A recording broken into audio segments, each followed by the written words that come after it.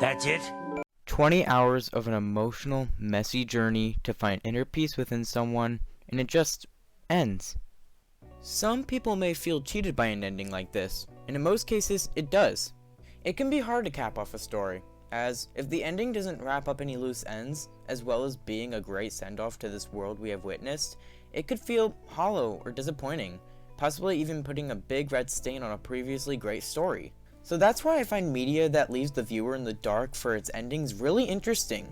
Cliffhanger ending is a term that I made up for this, where whether it be a book or a movie, the ending is kept vague and requires interpretation from the viewer's perspective. After playing Omori for the first time in September of last year, and experiencing one of the most emotional, heartbreaking stories ever told through the medium of video games, I decided that I wanted to make a video about these types of endings in video games, and see if they worked by listing off some examples. Are they good ways of telling a story, or are they only used as an easy excuse to end a narrative? Let's see.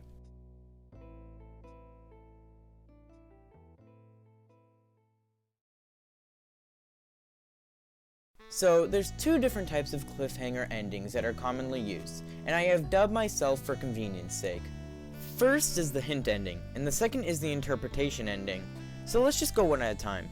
The hint method is most commonly used type, as it's used to set up a sequel game. I think the most clear example would be the Morgan Fay plotline in the Ace Attorney trilogy.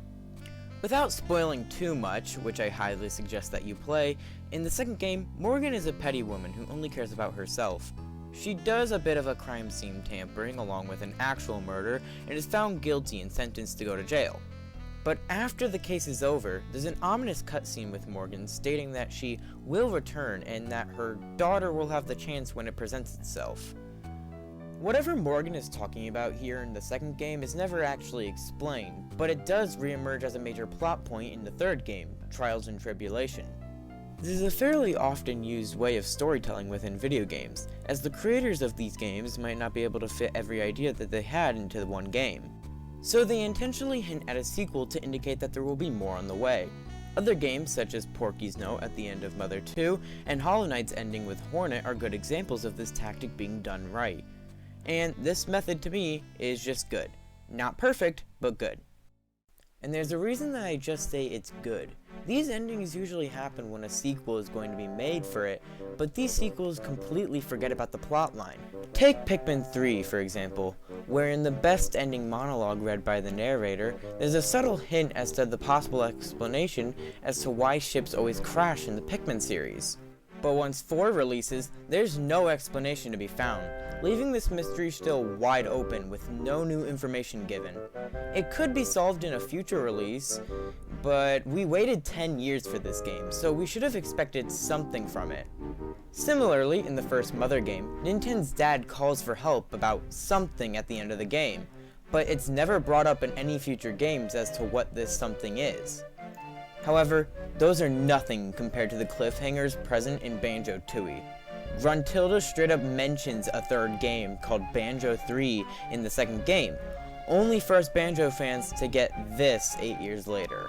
This isn't like the Pikmin 3 or Mother 1 examples, as that was just a simple plot point, but this is an entire game we're talking about here, and it was said to exist only for us to get absolutely nothing. Other than that, of course, but that I don't see 3 in the title, okay, so that doesn't count. These instances are just disappointing. Why mention a plot point or another game at all if you won't follow up on what the initial game started? It's not good writing at all, and it's more misleading than anything.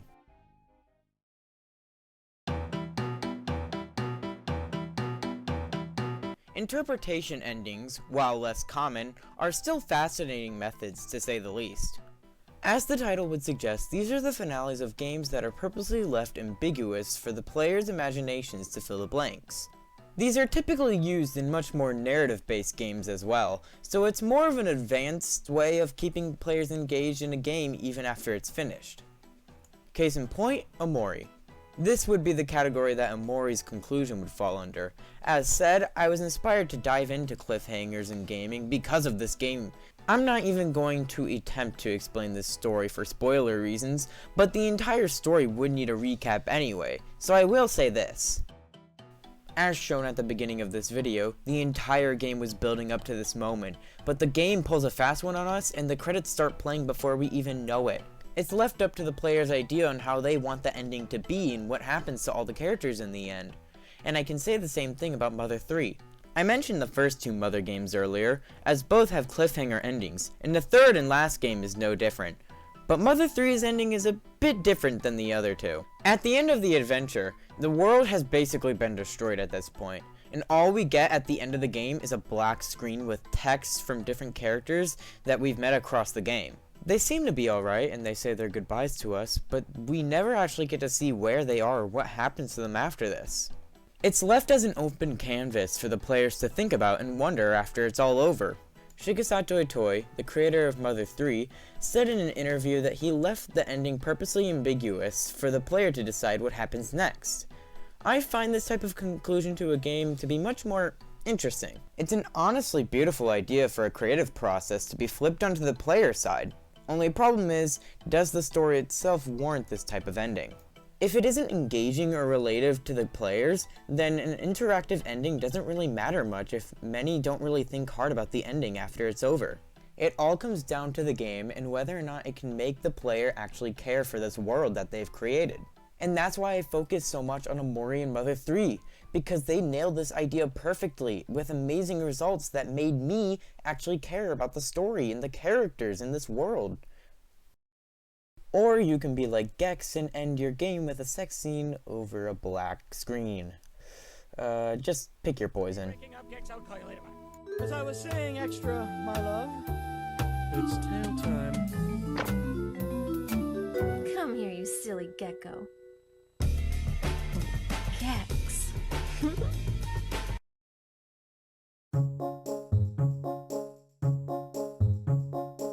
So the question still lies, do cliffhanger endings in the medium of video games work? In my opinion, yes. Sometimes. It boils down to if the creators will deliver a continuation of the story, or an ending that warrants at least a vague ending to leave the players on. If either of those two criteria are met, I'd say that the use of a cliffhanger ending is a great way of immersing the player into the world of the story that you made. I have a newfound respect for cliffhangers in not only games, but any sort of media as a whole. Everything about telling effective plots and engaging settings can be appealed with any sort of storytelling in media, and I kind of find that beautiful in a way.